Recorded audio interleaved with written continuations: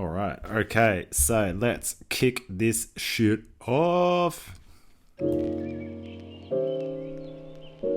Hello and welcome to On the Same Page, a podcast in which two mates separated by oceans and hemispheres talk about books and catch each other up on life between the lines.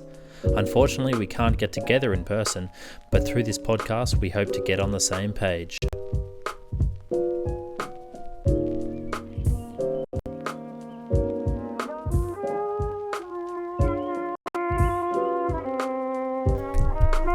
Hello and welcome back to On the Same Page. Welcome to 2022. As always, I am your host, Seamus, and with me, as always, is Blake. Hello, Blake. Hello, Seamus. Happy New Year, my good sir. Happy New Year. How are you going? Not too shabby. It's a rainy, drizzly old Berlin Sunday. You might be able to see in the background, however, I have bought a new aloe vera plant. Oh, Can you lovely, see that? Yeah. For all the sunburn. Little rub. It's not much sunburn going on here, so this plant's safe. It doesn't have to fear me. I'm not going to cut off any of its limbs. There's literally no chance. As I open up my vitamin D tablets, as you can see, I might take one of these right now. You reminded me. How good. Live TV people. Live podcasting, live healthcare, guys. Keep watch of your Stay vitamin healthy. D. Take your vitamins. So today we will be talking about good books that were turned into good films, or great films. Great books into great films. Good film adaptations. I kind of struggled this week, actually. How did you feel? I initially was first, I can think of one straight off the bat, and then more or less blank. And then because there's bad books into good films, good books into bad films, and good books into good films. And I guess something we'll talk about is that often, very often, with a few perhaps notable exceptions, when there's good book to good film, it requires quite a creative shift or creative, someone to take the baton, the filmmaker, the screenwriter. Like we were talking about last week with the French Dispatch, you kind of need to do something completely new, because if you try and stick too close to the book, it can be it's just not going to be as good, because you don't have the excitement. The excitement, yeah, and you also don't have the inner monologues which you get from, because you get the books like Emma and stuff like that by Jane Austen and whatnot that get turned into films regularly, and they're often good adaptations to the book, but they're not great films because they're just not that great, because they don't really try anything new. They just follow the script, and they all sort of turn out the same. Yeah, I think it definitely takes a certain bravery or I don't know, individual attempt to recreate something and make it different. Actually, this leads into my inner shelf for the day, which was that Samir and I were watching a documentary on Margaret Atwood the other night, and this previous to my inner shelf, but the first thing I just reminded of is that she was talking about not the Handmaid's Tale series, the Netflix series, but the film which came out 20 years ago, and I think Harold Pinter might have done the script. And that she said that the biggest problem she saw of the adaptation was that they didn't do, I think it was The Handmaid's Tale. Maybe it was maybe it was The Searchers, one of her other books that was adapted. But they didn't, there was in the original screenplay, like narration from the character, so that, she would speak her inner monologue, and you would hear it but then in the final version of the film, the director cut that out. And so you just have this, all this pressure on an actor to kind of just convey in their face all of this inner turmoil, which you would get hundreds of pages of in a novel giving you context for. Which is always a tough thing as well. That's the biggest problem, I think, for a lot of these adaptations, is that you either just do a full narration thing where you just speak large sections of the book. Theatre production. Yeah. Or you find some way of conveying all that extra stuff in another way. Like I think I heard Wes Anderson talking about that French Dispatch and the Roebuck Wright character, where it wasn't quite working until they decided, because it wasn't in the script that they were going to do Roebuck Wright actually like talking his way through the story, and like as he's walking through the scenes, he's kind of like talking to camera, and he's the whole thing. They were just going to do the scenes, and they're like, this isn't working enough, and then they changed it. And apparently Wes Anderson went up to Jeffrey Wright and he was like, can you just memorize all these lines real quick and then just say them and we'll do it? And so he did the whole thing like off the cuff. And Jeffrey Wright was like, yeah, it was a bit of a pressure, but I managed to do it. And he killed it. Yeah. But that leads into my inner shelf, which was that we were watching Margaret Atwood and she was talking about her process. And it must have been a clip maybe from her masterclass. You always see these ads on YouTube for the masterclass sessions. And she was talking about, preparing for one novel, and she had all these categories and, filing cards, and, each character had their own case of filing cards with notes and, or, this extensive preparation of character and plot and everything else. And I was like watching it just, oh God, I definitely don't do that. Like, is that, and then wondering if that's kind of like a crucial element that's missing from the novel I'm writing. And and then she kind of just talked about that whole thing for about 30 seconds, and then she said, and then I realized that was stupid, and then I just threw it all away and just started writing, and the stuff just comes naturally, and you can keep track of it. And that if you plan everything out, or I mean, obviously there might be some writers who plan everything out to a T, but so I guess that was my inner shelf. And how are you a filing person as a writer? Are you a categorization? Do you prepare everything meticulously? I think I'd like to have a rough idea of where the story's going, because I think I like the idea of having little references and foreshadowings and stuff, and I think you do have to plan those in a way. So I'd say a little bit of a planner, but I probably wouldn't have filing cards. Yeah, the filing cards it depends on the story. I mean, if it's a big fantasy story like Lord of the Rings or Game of Thrones or something, where you've got hundreds of characters, you need a filing system to keep track of them all might help. Yeah, no, you're right. But no, I mean, I definitely have some planning. I have a system, but it's just not the pre-planned system. It's not just meticulously thought out. Because she was talking about, before she'd even started, she was writing all this out and doing all this preparation. Like even a great fantasy writer, I think, would not prep those 100 characters in advance. Like they kind of come to them. No, you definitely want new character. Let me write out. Okay, they have these characteristics, and this is a few things they'll say, and this is where they fit, and then you can have a filing. Yeah, you want to discover them for yourself. Right. Yeah, there has to be some. I don't know. You can't kill the magic before it's begun, I guess. But it was a good documentary. It was on Hulu, I think. There's another one on Toni Morrison I might watch again. Oh, nice. I might watch next. I can't remember exactly what they're called. But yeah, good docos. I love a good writer's doco. Brilliant. Yeah. Brilliant. What was your inner shelf this week? Well, mine was incredibly less inspiring than that. I had a very uninspired week. It was at my Christmas party, and because now we're in 2022, the Christmas party was late because we had a very busy end of year. But my boss turned to me, and this is where we work in a science department. She said, Seamus, you're the historian. You've got history degrees. How are we going to look back on and write about the pandemic? How's it going to be viewed? And it's a question that I guess doesn't really have an answer, and I didn't have an answer for her other than just depressing. But I gave it some thought later, and it reminded me of The Plague by Albert Camus, because if you read that now, it feels very contextual. It feels very relevant. But who knows in 40 years if we'll remember how it is beyond what's written on the paper. We might very easily forget the struggles that people went through and how easily we could just get caught up in the politics of it all. And I don't want to make this a political sort of thing, but the politics obviously is a massive element of it. So who knows? And that was my inner shelf for the week. Yeah, I mean, it's interesting to think about because,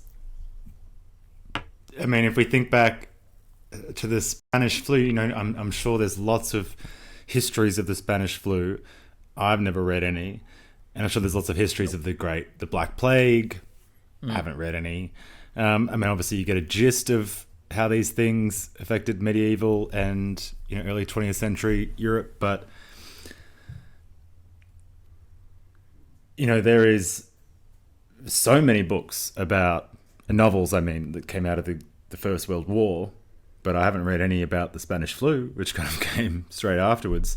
And if it's just one of those things where it just strikes once in 100 years and everyone who survives just wants to get over it and not think about it again. Yeah. Which is, obviously people don't want to think about war again either, but you kind of don't get the chance. It's too overt that you can't ignore it. Where something more abstract like a virus, everyone's just like, okay, it's fucking gone. Let's just pretend that it never happened. Yeah, exactly. Yeah. And that, that people won't remember this. People will look back on 100 years and they'll talk about a, rise in far right populism. They'll talk about, all that sort of thing, perhaps, and hopefully not COVID-19, unless it's a real mark in the sand for a lot of major social change in the way we work and those kind of things, and how offices operate, how cities are designed. Is there even a need? So it's hard to say how we're going to look outside of it, because we're still in it. I hope there is change. Things like, if no one needs to really go into offices anymore now that we have the amount of technological integration that we do, why do we have CBDs? Why can't city centres be turned into parkland and everyone just live in outskirted areas without needing to travel in? And just such a better system where the city centres can just be cultural areas and suburban places be suburban. Transport systems, people are going to be getting air taxis and everything's going to be electric, and that'd be fun. You think there's some change, but just it's 100 years ago, around the time of the Spanish flu, massive urbanization, everyone's moving from the country into the city, and it'd be lovely if it kind of balanced out a bit. Now it's the exact opposite, really. Everyone's moving back to the country. Yeah, I was just talking to a friend recently who, works for a tech company and works remotely, and they moved up to Lennox Head in the New South Wales Queensland border. Yeah. Bought a house, surfing, fishing all the time, and just working from a computer. I don't know. It's like, why would you live in?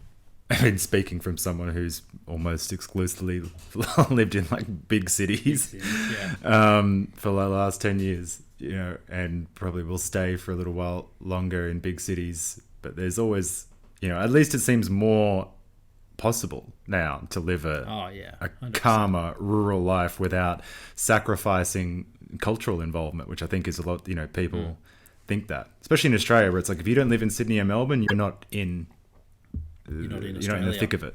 Yeah. Yeah. You're in the bush. There's just the sticks, and then there's the not sticks. Yeah. There's the wooden sticks, and then there's the metal sticks. There's the steel sticks. Correct. Anyway, but so I don't know if that's how I would look at it. You'd wonder. Can tell you in 5 years' time. We'll probably see in the language. The same way that things like quarantine and stuff come from 40 days of not being able to get off a boat when you enter a port and things like that, and quarantine or wherever that comes from. We'll have things like long COVID, or I'm trying to think of various terms that might stick in the language for the next 100 years. Zoom chat, and Zoom's all this a big one. Yeah. I don't know, the Rona. Whatever. But anyway, so we're talking about film adaptations this week. So how did you gauge your selection? Well, I had sort of my choices in mind straight away, but I sort of tried to give it some thought, and this is why I struggled. It's just sort of a rabbit hole, because you get stuck on what's a good book, what makes a good book, and then you go, well, what makes a good film, and then what makes a good film from a good book, and it was a nightmare, to be honest. I don't have answers to any of those questions, so let's just kick straight off. My first pick was Lord of the Rings, Kel Surprise, of course. Kel Surprise. There's nothing better. Yeah, I don't even need to go into it really, because I know we're planning on doing an episode on Lord of the Rings just solely. And my girlfriend even asked, there's 3 books, will there be 3 episodes? And I said, probably Blake will just have to sit there and cop it for 3 episodes while I talk. I have to read it. That's the problem. I have no problem doing it. I just have to know what's happening. I'll carry us for those ones, don't worry. Okay, we can do a lecturing episode. Yeah. You just tell me about what happens. Yeah, exactly. Save me the trouble. Tell me. That's fine by me. I'll do it. Okay. So yeah, that's my first pick. We can very quickly move on from it because I think everyone's seen the films and everyone knows they're great. So I won't bother going into it. So what's your first pick? Wait. I mean, Okay. We'll do. You're a massive fan of the books. Massive. You like the movies. Correct. What do you think? I mean, let's just to get your, I don't know, sensibility on the differences or what was done well. I think, what do you think is? Do you see them as one and the same? Do you think it's 2 distinct pieces of work? I mean, obviously they are 2 distinct pieces of work, but do you think that, like we were saying before, you can have a book and then they can get made into a movie which has got such of its own style and character that it's its own thing. How do you see them? Do you see them together, apart? What do you think was done really well? Very much apart. The books are the extended editions of the films. There's so much that's left out, which is understandable because Tolkien made them as dense as possible. But I think the main difference in the books is Tolkien didn't really care about the wars. I think the Battle of Helm's Deep in the Two Towers is 4 or 5 pages long, and that's it, kind of thing. Wow. He wasn't too fussed about the wars. He was all about the story. Whereas obviously when movies get made, it's all about blockbusters and money makers, and understandably. And Peter Jackson sort of in every film builds up to the wars, which I think he does great. I know there's a lot of people that hate the films because they are different from the books, and there's the Tolkien loyalists, and Christopher Tolkien even hated the films, it's reported. That's Tolkien's son, who is in charge of his estate until his death. I think it was last year. So yeah, there's definitely hatred out there for the movies, but I'm that much of a fan that, yeah, Peter Jackson was a big fan. He respected it. He respected the books. He said he grew up reading the books year after year, waiting and wishing for someone to make them, and then he got to an age and was like, I guess that someone's me. Over 10,000 costumes used in the films, and he inspected every single one personally. He read each book over 20 times, so he definitely had a dedication to the text, and I think he executed it as well as can be for the films. They were made in 1999, 2000, 2001, and then released the following year. So he's done very well in CGI. He tried to use as little CGI as possible to make the films more timeless, and he absolutely succeeded. And as we are now discovering, I can talk for a very long time about it. No, but it's good. It's good because I haven't read the books. It's good to see how a Tolkien reader sees them and how different they are, because I didn't know that. But yeah, I guess that's the other big thing about these adaptations or, films in the fantasy genre, and when something has real fandom, believers, more or less, people who ascribe to this world, this set of,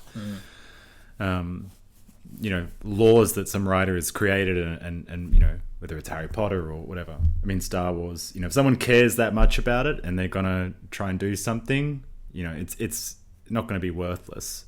The obvious contrast is the newest Star Wars saga, which is just obviously they didn't give a fuck about it, and it was a complete money-making abomination. Yeah, one of the most horrible things I've seen. It was like someone just dragging your heart over broken glass for like 9 hours. Like, what are you doing? This is terrible. Let's not get started on that.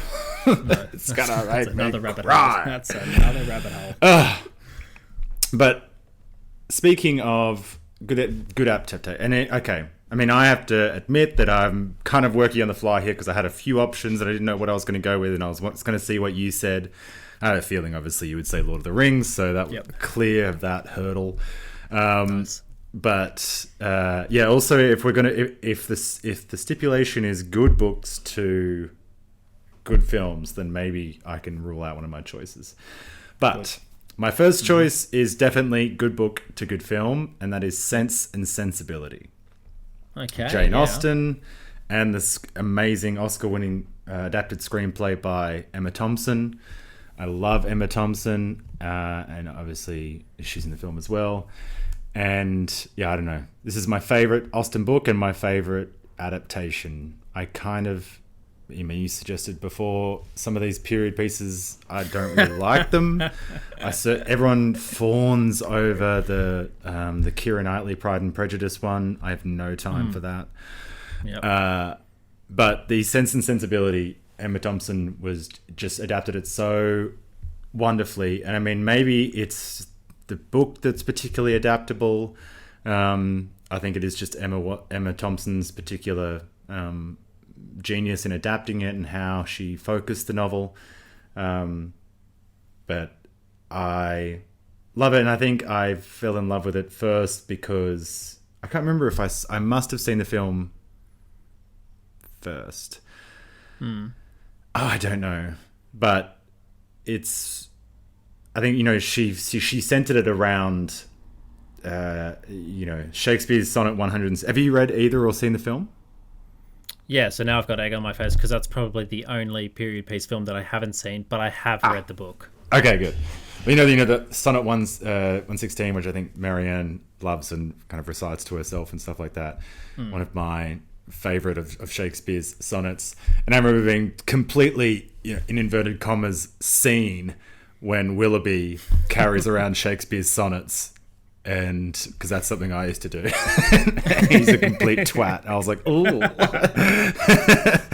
Damn.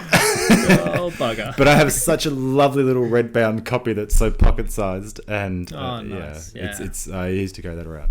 Because I did used to be obsessed with Shakespeare's sonnets. And very good. They are. And there's also a great story about the script, which is Emma Thompson was writing the script or had finished the script, and her computer went haywire and turned the whole script into Wingdings or completely blew it apart. And so she's freaking out. And so apparently in her nightie, in like a dress, whatever, pajamas, she grabs the whole desktop computer and modem and everything and runs through London to Stephen Fry's house and chucks the computer at Stephen Fry and says, "Fix this." Get me my script back. Apparently Stephen Fry, computer nerd, it took him 8 hours and he eventually oh my God. recovered the script. Although I think when I heard Emma Thompson tell the story, she realized halfway through telling it that Stephen probably was just adapted the novel himself at some point. He was just oh, I can't find this, I'll just adapt it myself. Did it in 6 hours, Oscar winning. Oh my God. What can't he do? Yeah. Just not running to a computer person, just I'm going to run to Stephen Fry's house. You've got Stephen Fry as your best friend. You can do it. Make him fix all your computer problems. But I was also, I haven't seen the movie for a while and haven't read the book for a long time. And I went back into my files and found some of the quotes I like from Sense and Sensibility. And I remember some of the reasons I fell in love. It must have been my first Jane Austen as well. Some reasons I fell in love with Jane Austen. If a book is well written, I always find it too short. Yes. Yeah. That's always good. People always live forever when there's an annuity to be paid them. It reminds me, there's this story. I'm probably getting a lot of this wrong, but there's a story about Schopenhauer, and he had some downstairs neighbor, some old lady, and I don't know what happened. One day he got really frustrated and pushed her down the stairs or something, and was ordered to pay her an annuity for the rest of her life. Yeah, and then he was like, it doesn't matter. She'll live for like 1 or 2 more years, and then she lived for like another 20 years. And he could never afford to move from his flat because he had to keep paying this downstairs neighbor her insurance, whatever it was. So yeah, it reminds me of that. But Sense and Sensibility, brilliant. And great cast: Emma Thompson, Kate Winslet, Alan Rickman, Hugh Grant. Oh, good stuff.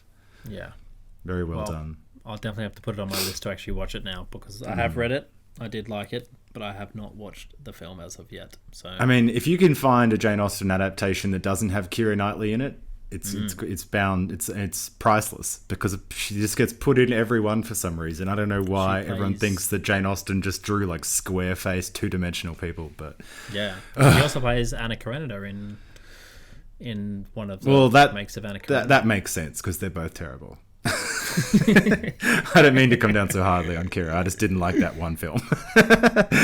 That's fair. All right, what was your next choice? A Clockwork Orange. Oh, Anthony Burgess made into a film by Stanley Kubrick. We had to read this book for uni, and then we had to watch it a week later at uni, and it was fantastic. I think it's, in my opinion, it's one of the better adaptations ever. It's a very dark dystopian novel, and I think it got adapted perfectly, and I think Stanley Kubrick definitely hit it out of the park with this one. I think you've read the book. I've read the book but haven't seen the film. Damn. But also there's two versions. Bastard. Which version did you read? The American? No, the novel version. Did you read the English version with 21 chapters, or the American version with 20 chapters? Oh, I think it's the English 21. Yeah, I believe. Because I think Kubrick also, and this is the main reason why I haven't watched it, he followed the American 20 chapter version, which just doesn't have the ending. It just finishes on a pessimistic point, and then Burgess... Yeah. Anyway. But that's the only reason I haven't watched it. Also, just because, I don't know, the aesthetic is quite dark and... It's incredibly violent. I was talking to my girlfriend's mother about it, and she said it came out when she was like younger, maybe early teens, and her mum was like, there's 3 things you can never do in life, and it was like smoke, do drugs, and see A Clockwork Orange. Oh wow. It's incredibly dark. So in the book it's called Ultraviolence, and Alex just goes around raping and murdering, but it's so incredibly dark. But I guess and you were talking about it before, the monologue by the characters, that's sort of one of the key elements of the film, is that the book is narrated by Alex, and it's also got, it's like 40% made up words, and it's this proto sort of Russian language that makes no sense, but somehow you can just understand it, you can follow it, and the movie takes that on board, and they have an over Alex speaking. What's it called? Narration? Or... Narration. Yeah. Narrating. Correct. So I just I pulled the opening paragraph, which I'll read if that's all right, just to give an idea of how absurd some of the language is. Yeah, just great. For those listeners out there. And this is how the film opens as well. What's it going to be then, eh? There was me, that is Alex, and my 3 droogs, that is Pete, Georgie, and Dim. Dim being really dim, and we sat in the Corova milk bar making up our rassadukes what to do the evening, a flip dark chill winter, bastard though dry. The Corova milk bar was a milk plus maisto, and you may, oh my brothers, have forgotten what these maistos were like. Things changing so scurry these days, and everybody very quick to forget. Newspapers not being read much neither. And it just kind of makes no sense, but you kind of know what's going on. Yeah, the whole thing isn't like that, but there's a lot of that. And there's a lot of madrugs and whatnot, and kicking things and breaking things. But, yeah, interesting to know which version they had at university for you to read, because I'll have to go check. I was not by any particular chance, but when I read the book, it was the 1986 version, which was the first time that it had been published in full in the US, and it has a preference from Burgess which opens it which is I've kind of quoted this preference in academic work a lot because it's Burgess's kind of manifesto on fiction in a way. He talks about how, at the time of writing, he really didn't have any money, and that an American publisher said that they would buy it, but they don't want the last chapter. And he was like, all right, whatever, like, just give me $1,000 because otherwise I don't have any food. And so, but the American publisher didn't want to publish the full thing because I don't want to do any spoilers, but let's just say the Americans didn't want to finish, they wanted to finish on the dramatic down point. And they wanted to finish on these kind of like hard-hitting, pessimistic view of life. And the 21st chapter in the original English version and Burgess version, which he, when it got reissued, insisted went into the American version, more or less is the whole point of the novel, because Burgess says there's no point in fiction unless you can show change. And in the pessimistic version, there's no change in the character. That's the point. They're trying to change the character. They're trying to cure this character of ultra-violence by forcing them to watch aversion therapy.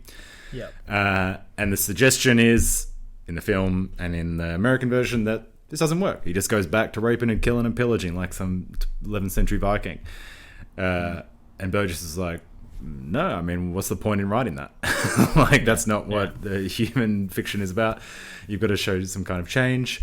And yeah, it's probably just that, reading that preface, I was just like, yeah, I guess I'll just never watch that film because, I don't know, it doesn't appeal to me if there's no change.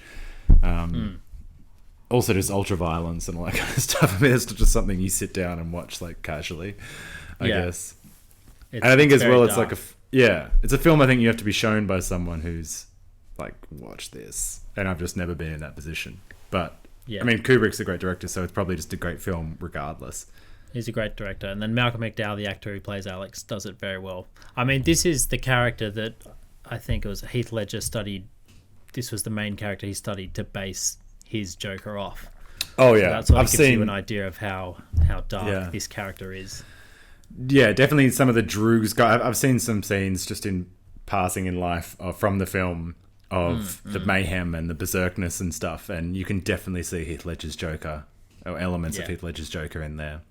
Yeah, the dancing and the dancing, absolute anarchy, and I mean, that is acting. It's completely amoral acting for no reason. Yeah. I'm just like a dog chasing a car. I wouldn't know what to do if I got one. Introduce a little anarchy. Shoot one little mare and everyone loses their minds.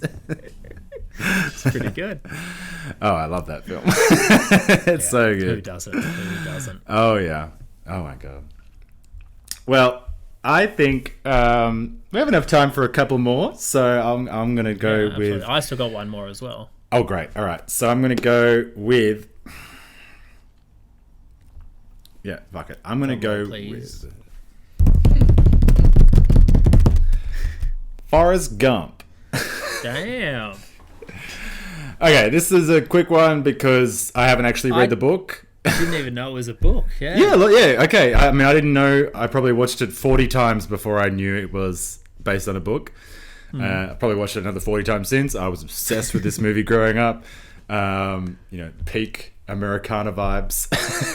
And yeah, I just love the film so much. Love the music, love the soundtrack, I love all these films which, chart a century or chart a long period of cultural time, especially in the US. I really just like that vibe, and you get a kind of, a lovely soundtrack which runs across it all. I got introduced to so much music I didn't know about at such a young age. Got introduced to like 70s soft rock and Ventura Highway and Lynyrd Skynyrd and all these kind of things.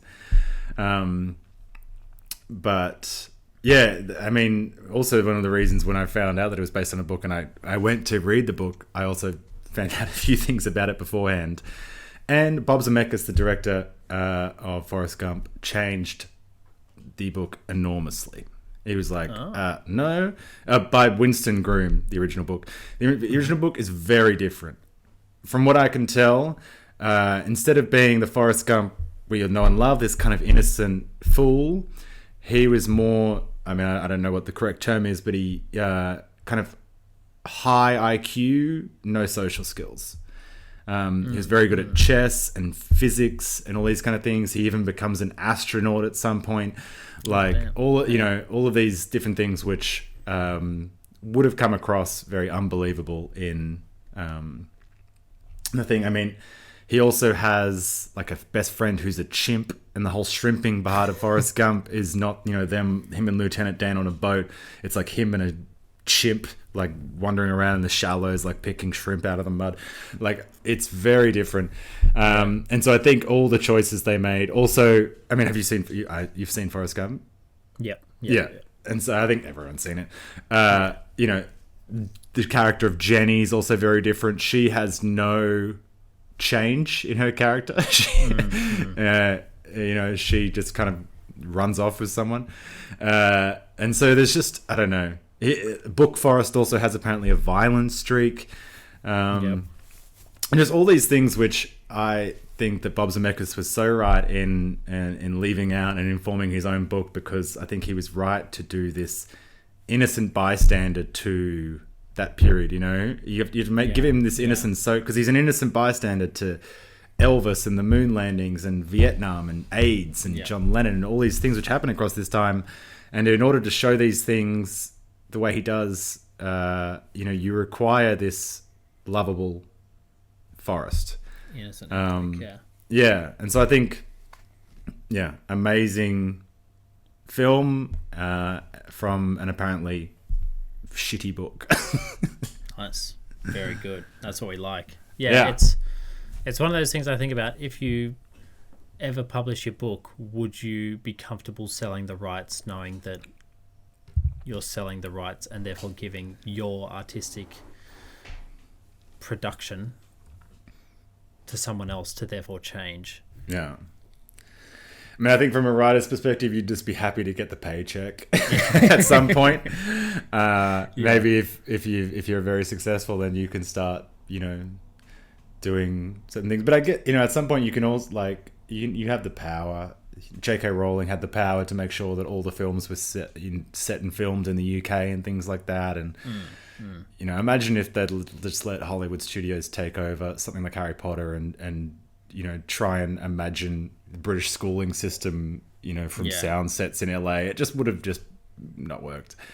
But yeah, I don't know. You can completely mess things up, and some books just don't adapt well. You need the right screenwriter. You need. I think I talked about it in another episode about The Devil Finds Work, James Baldwin, when he was doing the screenplay for The Lady Who Sings the Blues and abandoned it because of all the pressures on him to do, to make a screenplay the way the studio wanted. And, there's just bound to be so many people coming in, putting their hands on it. I think generally if you're going to sell your rights, just be happy to step back and be like, make whatever your thing is. It'll bring more attention. It'll be like, all publicity is good publicity, and I'll make money no matter what. So, just write your books and not care about what they do. Although I know for a fact, Anthony Burgess, basically, he said the film was great, A Clockwork Orange, going back to A Clockwork Orange. He said the film was great, but by the end, apparently, he hated it because it had eclipsed his book. Right. I mean, I think he was also pissed off that Kubrick did the American version as well. I mean, he's just generally pissed off about the whole thing. But like, his book was transformed into, he's quite a humanistic author, and all of his other books are very, very different because they don't spend 20 chapters on ultraviolence and then have the good chapter of positive philosophy. and he's like, well, I'm most famous for like the explanation of what's bad rather than the demonstration of what's good. That would be frustrating if you wrote like 20 books and everyone just remembers the hectic part of one of them. I don't know. It'd be like if Tolkien, the only people remembered was the wars, and he only spent 4 pages on it. And then they couldn't even remember his book, they just remembered the movies. Yeah, that would be frustrating. But yeah, it's a good pick. Forrest Gump. Going back to Forrest Gump. Sorry for stealing. No. Let's. What's your next one? My next one was No Country for Old Men. All right. So it's written by Cormac McCarthy and then made into a film by the Coen brothers. And this Cormac McCarthy is just a master writer, and the Coen brothers just turned it into a perfect film and a perfect adaptation from a book. So the book is about these three central characters. You've got Llewellyn Moss, Anton Chigurh, and what's his name, Ed Tom Bell. And basically the whole movie revolves around a drug deal gone bad near the American-Mexican border. And Anton Chigurh is a psychopath, serial killer hunting down Josh Brolin, who plays Llewellyn Moss, trying to recover the money, the briefcase money that he came across and stole. Well, not really stole, just kind of took because it was sitting there in the desert. And the film, the book's about that, and the film is about that as well.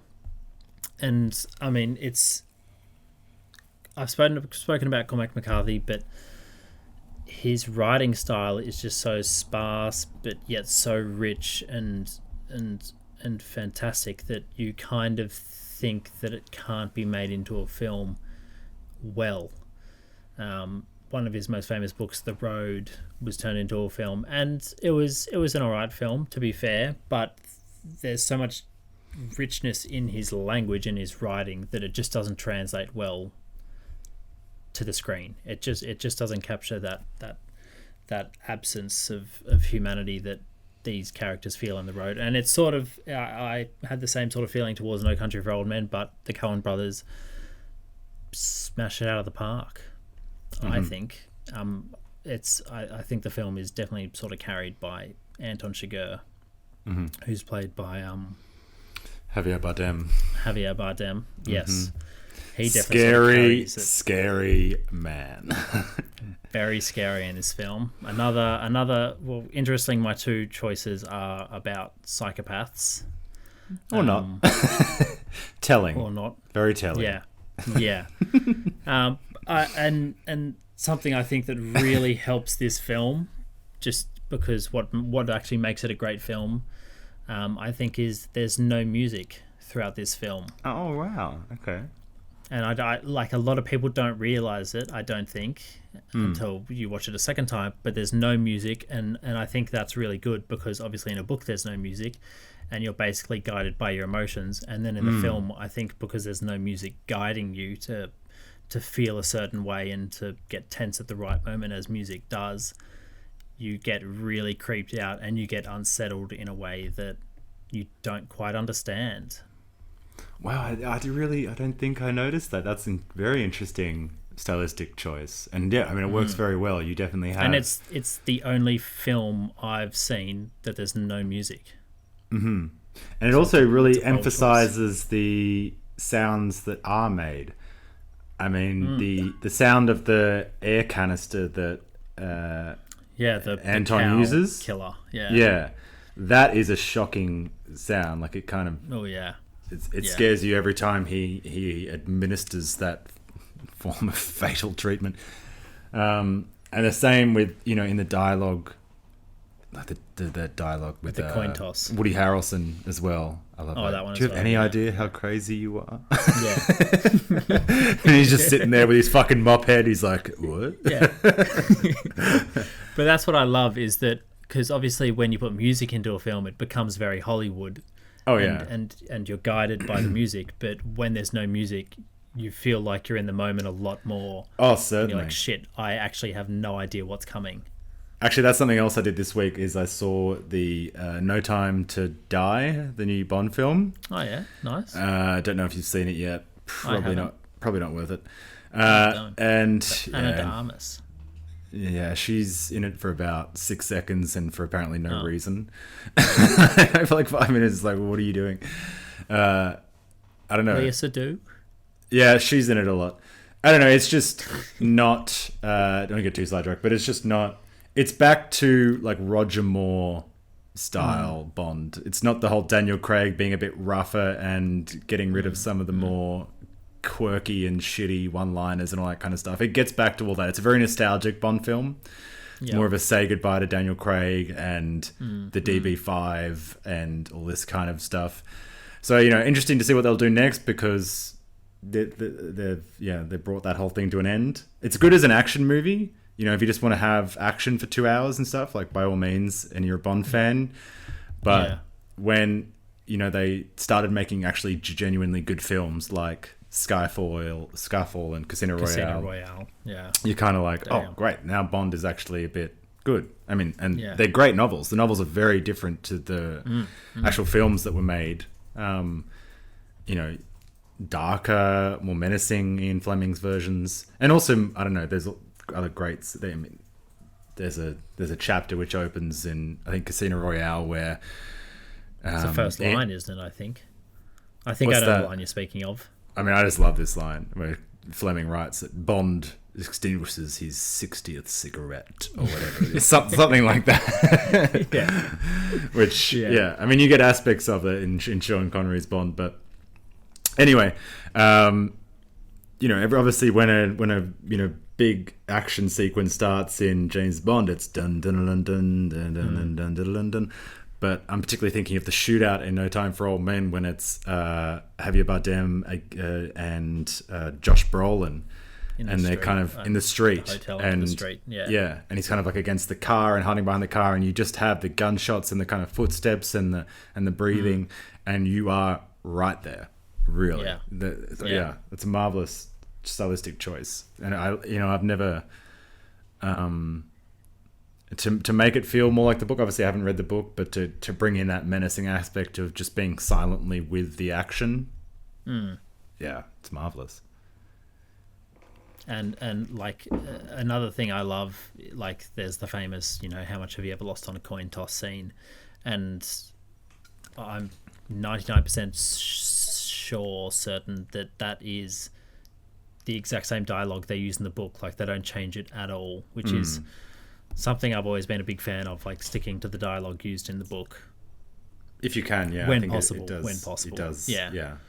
But I think in a scene like that, it was a scary scene to read, and to see it translated so well in that scene in the film is fantastic. So that is my third pick. Great choice. Oh, yeah, that is a very good film. Oh, and Tommy Lee Jones, he does. Oh, fun little fact as well. Just gonna add a little tidbit. Because it appears in both those films, there's the Korova milk bar, and then there's the famous scene of Javier Bardem sitting on the couch drinking milk. Yeah. What was that? Why does he do that? I learnt about it at uni. They often portray psychopaths in these characters, and it's the same with what's Christoph Waltz's character in Colonel Hans Lander. He drinks milk, and it's because milk is generally associated with innocence and school children, because school children drink milk. Contrast. And to have these psychopaths just drinking milk is unsettling. Yeah. It's also, it gives you that if they're drinking alcohol, there's some trouble they're covering up. Where if they're just drinking milk, it's like, no, I'm just a straight up psychopath. I want to have my wits about me while I'm doing this fucked up shit. Yeah, I want to be fully. I want to enjoy this. Yeah, I want to, and I also, you got to get your calcium. So, two birds, one stone. Yeah, come on, guys. Very menacing, very menacing. Well, okay. I mean, we have some time left. I don't know. I have two possible choices to go forward. What should my next one be? Perhaps I will go with a film which I couldn't really go past for this episode, which is Adaptation, written by Charlie Kaufman, directed by Spike Jonze, starring Nicolas Cage and Meryl Streep and I think James Cooper.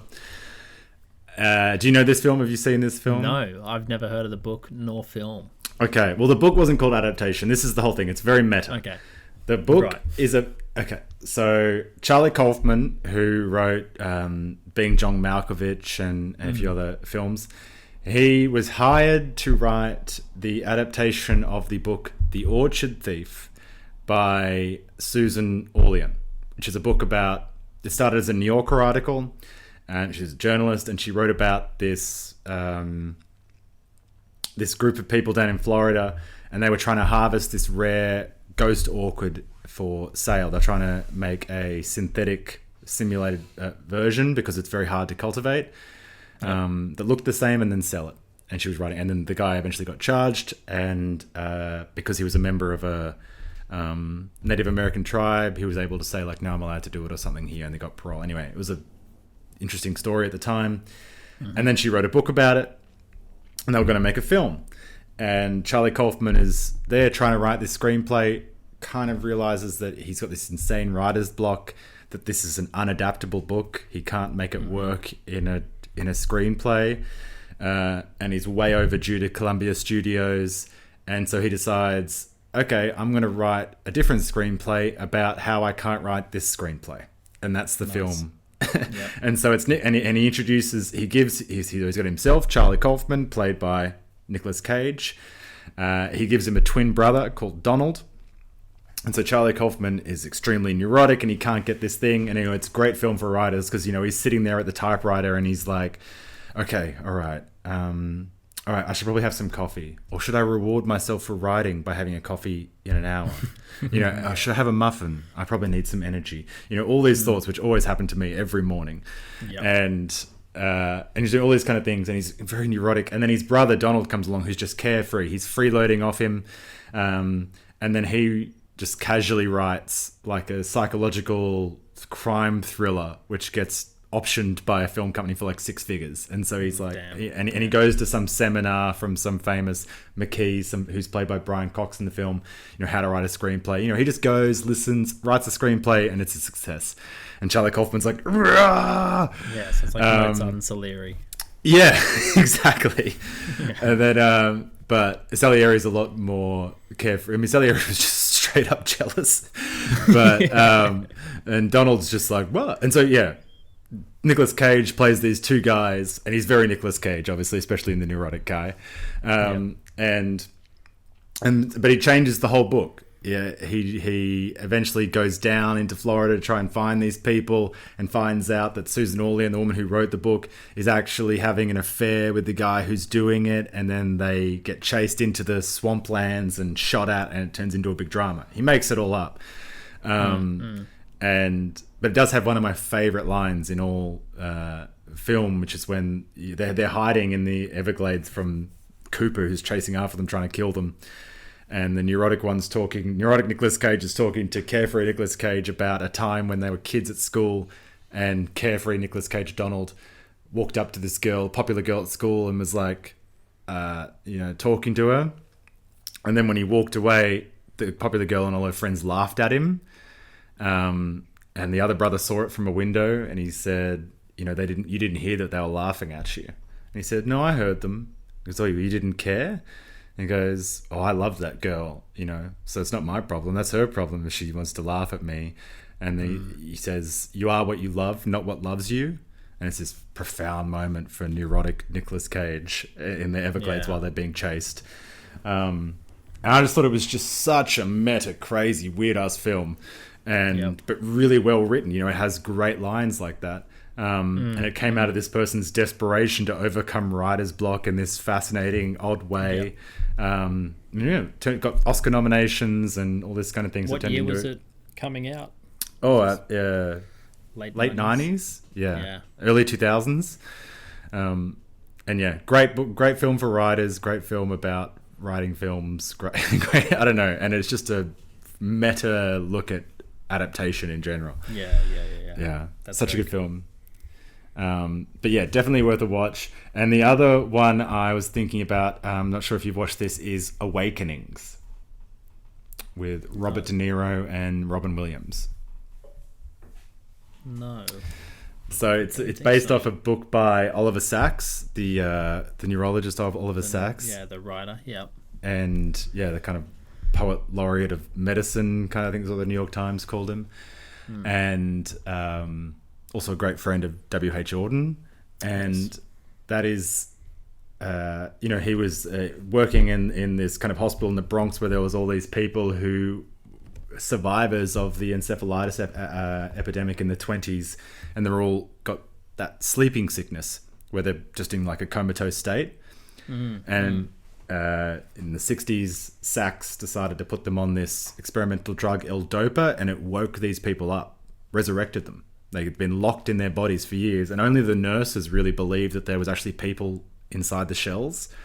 Other doctors and neurologists were like, nah, like they're brain dead. There's nothing going on. So it's a non-fiction book. Non-fiction adaptation. And I think it was just really well adapted. I mean, Oliver Sacks was just such a good writer that you can't really... Oh, he was fun. Capture... He is. And he's and the way he approaches... He's such a great people person. And the care and compassion he has for his patients, and the case studies are always so surreal. You know, the man who mistook his wife for a hat. Yeah, all this kind of stuff. But I fell in love with this film. Watched the film first, definitely. You know, you know, classic '90s film. Robert De Niro, Robin Williams, and you know, I love Robin Williams in dramatic roles, and I think this is the perfect dramatic role for Robin Williams because it's such a good reflection to the De Niro character, being this guy in a comatose state who has to come alive, and then show that emphasize vibrancy of I've been in a prison of my own body for 30 years. And obviously with Robin Williams, when he plays dramatic roles, part of the power of dramatic Robin Williams is that you know he's containing all of his energy. He's extraordinary energy. He's containing it and kind of filtering it out very carefully into dramatic effects. And that just, I don't know, I thought that was such a good counterpart in the film. I never really thought about it until later, that you never get the sense that... You always get the sense that Robin Williams is holding something in, like the comatose characters. And because he never lets it fully out, it really lets Robert De Niro kind of show his resurrection and these characters, and show these characters coming alive, and also shows when they go back into their states of comatose, because the drug only works temporarily. That... I don't know, it just makes this film, like I said, it gives it a different beauty than the book, because you can't match you can't capture the Oliver Sacks beauty exactly, and so you got to give it a different beauty. And so Robin Williams finds a way to give it a different cadence, a different setting. And I mean, Oliver Sacks, I think, even said that he thought it was a great adaptation, loved it, loved Robin Williams, and that even when he used to go for dinner after filming, or even after the film was released with Robert De Niro, that Robert De Niro would still have some of the tics that he had methodologically put on himself over the months of filming, and that he'd be sitting at like a table and his feet would scrunch, or he would do certain things. But Robin Williams was slightly sentimentalized his performance of Sacks. Obviously, Sacks is saying that, so he's always going to say that it's a bit over-sentimentalized. But Robin Williams just did it so well, I think, and it was, I don't know, it's such a beautiful, heartbreaking film about, I don't know, people who's trapped away from life, and done really well. Because, like I said, just this slightly different beauty to the books. I looked at a couple of quotes from the books, maybe, which was good to finish on. There is a world of difference between complexity and anarchy. The weather is complex. It's not anarchic. Yeah, I like that. That's good fun. Awakening, basically, is a reversal of this. The patient ceases to feel the presence of illness and the absence of the world, and comes to feel the absence of his illness and the full presence of the world. Yeah, I don't know. Great book, love Oliver Sacks, and it's just such a good adaptation. Have you seen the film of Awakenings? No, but it's going on the list. There. I mean, it's just great 90s nostalgia as well. I mean, I just love... Which is 90s. Always fun. Love that era of filmmaking. And I think Peggy Marshall, who was the director? Penny Marshall. It's done very well. Actually, I also I was looking at Robert Ebert, the great film critic, who has the kind of Ebert's 4 stars system. He gave it a 4 out of 4 and said, after seeing Awakenings, I read it to know more about what happened in the Bronx hospital. What both the movie and the book convey is the immense courage of the patients and the profound experience of their doctors. As in a small way, they re-experience what it means to be born, to open your eyes and discover to your astonishment that you are alive. Yeah. Mm-hmm. It just goes back to that quote where it's as soon as you're awake, you're aware. Mm-hmm. And what's better in that situation, to stay asleep forever or to be brought back for however long it is? I'm not sure how long it is that the drug works for, but to come awake and be aware for that certain amount of time before you go back to sleep. Well, no, that's the thing. I mean, they were awake. They're inside. They, at least in the film, that they're just trapped. They're just in a prison of their bodies, but inside they're completely conscious and aware and everything else. Which is something they also sentimentalized in the film. I think Oliver Sacks said that with at least most of the, there was a few circumstances, but with most of the cases that he thought most of their experience of the world whilst in that state is a kind of twilight zone rather than a full consciousness, but I can't move, quadriplegic. Yeah. Which would be type thing. Yeah. Yeah. Heartbreaking. Yeah. But the film has it more as in these people are just trapped and then they kind of get defrosted. Yeah. And they're out. Yeah. Oh God. But anyway, great films. All right. So what are you reading this week? Oh, this week I just finished today reading Wind, Sand and Stars by Antoine de Saint-Exupéry. Oh wow. Okay. So this is this his time in the Air Force? This is his time in the Postal Force. The Postal Force. Oh wow. Okay. So they deliver the post. So it's essentially just a collection of short stories. I won't talk too much about it because I'm definitely going to bring it up for another episode, but it's a collection of short stories about his time in the Postal Force, and hot fucking damn, it's probably one of the best books I've ever read. It is amazing. It is amazingly beautiful. It's the main sort of story of the book is he crashes in the Sahara Desert, and he goes 3 days without water and food and stuff, just stuck in the middle of the desert trying to survive. And that's the story that gave rise to The Little Prince. Wow. But I had no idea how supreme his writing was before this, because in The Little Prince it's not dumbed down, but it's innocent and childish, his writing style, because he's writing from the eyes of a 9-year-old. But this is I had no idea he was such a good writer, and I'll stop talking now because I want to bring it up in another episode, but it was fucking amazing. Holy shit. All right. I mean, I won't push you too much, but that's something I've been wanting to read as well, because I kind of wanted to see. Apparently, he's such a brilliant writer, and obviously you can see that in The Little Prince, but you kind of want to see him in a non children's format. Yeah. I mean, it's a good 40 pages or something that he's talking when he's stuck in the desert, and like I read it in one sitting, and you're just there going, how are you going to get out of this? Like, how did this actually happen that you got out of it? And he gets out of it because he survives. Because he's writing. He's writing it, but it's still harrowing the entire time. Thinking about what that situation would be like, and just the endurance and testament to the human spirit to survive is unparalleled in that story. Oh, God. So I'll bring it up at a later date, but fuck. Good reading by the sounds of it.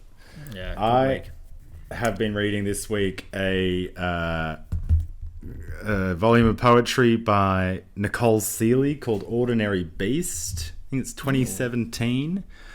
Nice. And interesting that you brought up Camus earlier, because I think one of the poems has definitely helped me this week. It's called Imagine Sisyphus Happy.